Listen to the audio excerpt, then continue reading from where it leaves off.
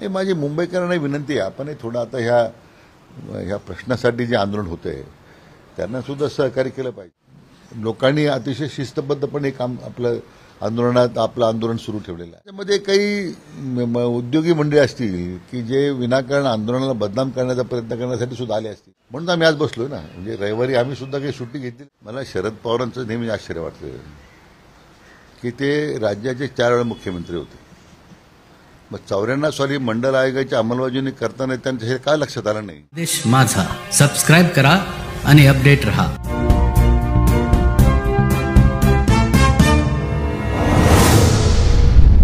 निवृत्त न्यायमूर्ती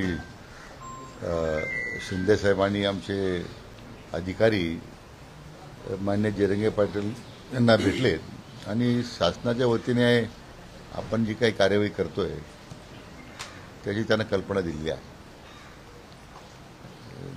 त्यानिमित्तानं त्यांनी मांडलेल्या काही मुद्द्यांसंदर्भात चर्चा करण्यासाठी आज पुन्हा आमची मंत्रिमंडळ उपसमिती बैठक आता झाली. आम्ही सर्व मंत्री त्या बैठकीसाठी उपस्थित होतो.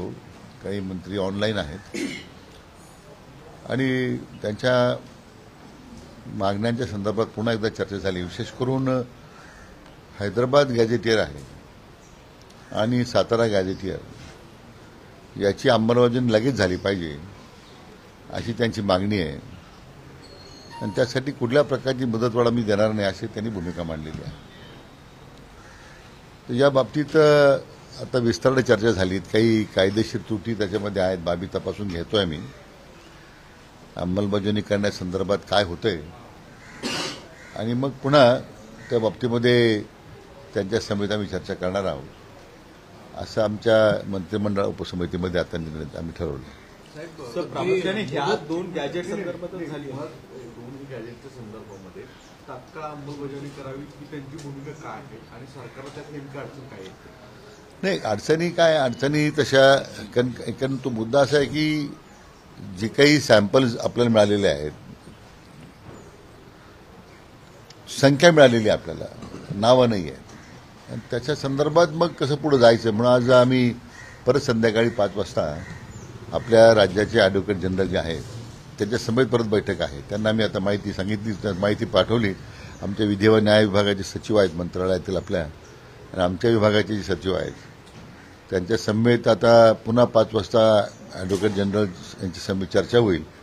मग याच्यामधला जो कायदेशीर गुंता तयार झालेला आहे त्यातून काय मार्ग निघू शकतो त्यामध्ये चर्चा झाल्याच्या नंतर मग काय समोर आपल्याला पर्याय उपलब्ध आहेत मग पुढे आपल्याला जाणं त्या ठिकाणी पुढे निर्णय घेणं सोपं जाईल. काल समितीच्या सदस्यांनी जरंगे पाटलांची भेट घेतली होती. आज परत काही तशा पद्धतीची भेट होऊ शकते?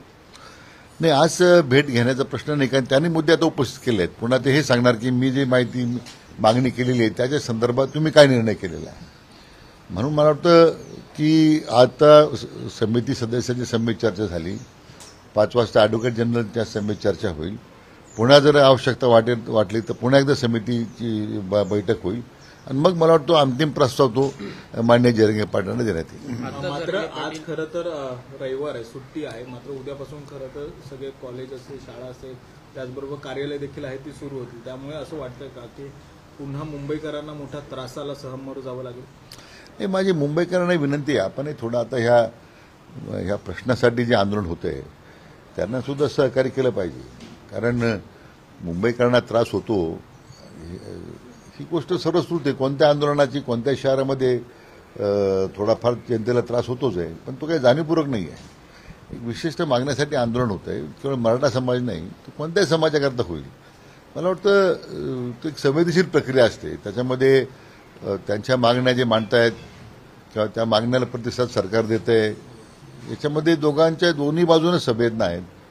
म्हणून मला वाटतं की आमचा त्या ठिकाणी जो मराठा बांधव जे आंदोलन करतोय तो सुद्धा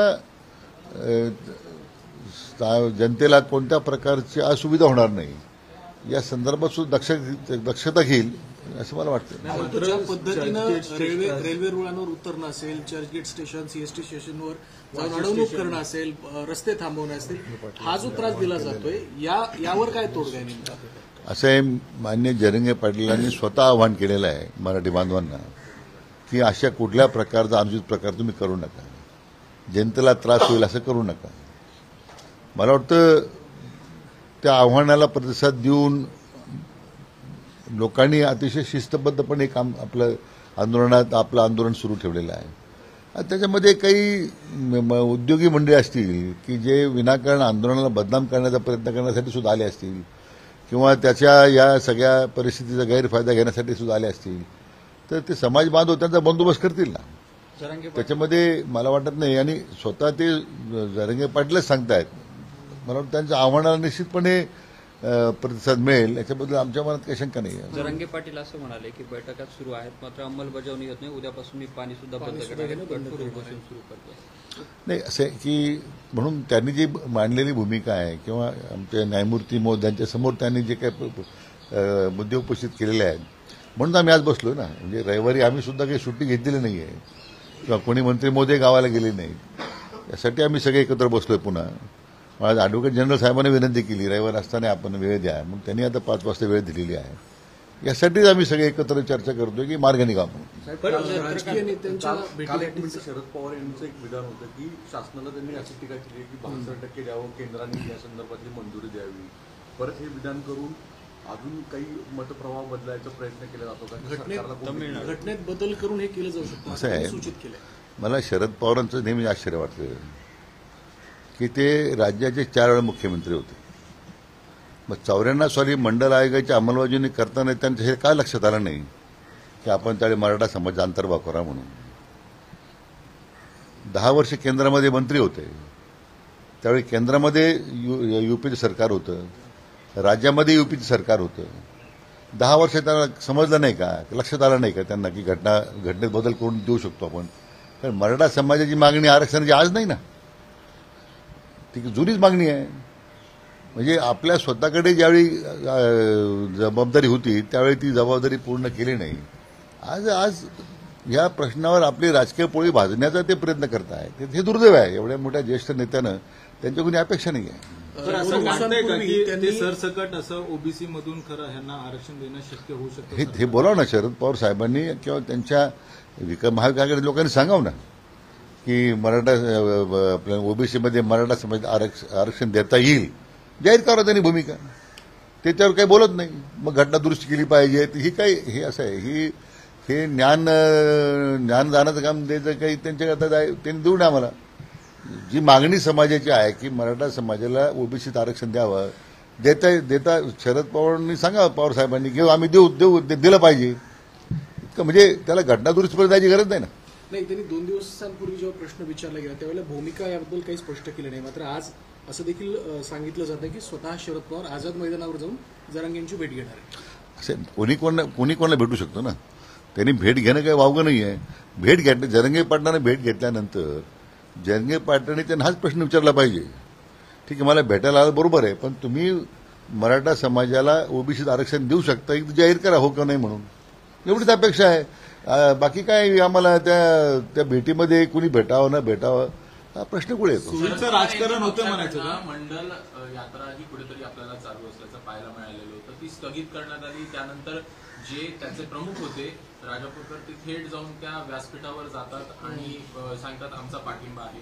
नेमकं याकडे कशा प्रकारे बघायचं? एकीकडे कुठेतरी 2 समाजामध्ये वाद निर्माण करण्याचा हा प्रयत्न. नाही, मी त्यावर भाष्य करणार नाही. मला खरं या प्रश्नात राजकारण मला करायचं नाही. ज्यांना राजकारण करायचं त्यांना करू द्या. आम्हाला हा प्रश्न सुटला पाहिजे म्हणून शासनाची भूमिका आहे आणि त्या दृष्टीने आमची पावलं पडत आहेत. एकदा आमची आज बैठक झाली की त्यानंतर मला वाटतं शासनाची भूमिका आपल्याला मांडता येईल. सोयीचं राजकारण होतं या सगळ्या संदर्भात. कारण कुणी जे आझाद मैदानावर जात आहे ते ओबीसीतून आरक्षण मिळावं का याबद्दल कुणीही स्पष्टपणे भाष्य. मला तेच सांगणं आहे ना. जरांगे पाटलांना माझी हीच विनंती आपल्या माध्यमातून की जे येतात हे राजकीय पोळी भाजण्यासाठी त्यांना हा प्रश्न विचारा पहिल्यांदा. मग तुम्ही त्यांचा हेतू काय आहे. आमचा पाठिंबा आहे, दिलं पाहिजे, काय दिलं पाहिजे. पण एकदा एका बाजूला यात्रा काढायच्या आणि दुसऱ्या बाजूला पाठिंबा द्यायचा. मला वाटतं हे जे राजकारण चाललेलं आहे त्यातून मराठा समाजाच्या जखमीवर मीठ चोळण्याचा प्रकारे करतायत. त्यांना प्रश्न तेवढ ठेवायचा आहे, सोडवायचा नाही. आमच्या सरकारची भूमिका मात्र हा प्रश्न सुटला पाहिजे म्हणून आम्ही प्रयत्न करतो. काल तुमच्याकडे खरं तर बीडमधले आमदार सगळे आले होते भेटायला. त्यांनी पण एक अशी प्रामुख्याने मागणी केली की ज्यांच्याकडे 7/12 आहेत आणि ज्या 7/12 आहेत त्यांना लगेच कुणबीचं प्रमाणपत्र देण्यात यावं. कसं बघतं, कारण की ही नव्याने एक मागणी त्या आमदारांनीच केलेली आणि ते सगळे सत्तेतले आमदार आहेत. नाही, असं आहे की त्यांची मागणी केली माझ्याकडे बरोबर आहे, पण त्याच्यातलं वास्तव काय कायदेशीर आपल्याला करता येणार नाही आम्ही सगळं तपासून पाहतो ना.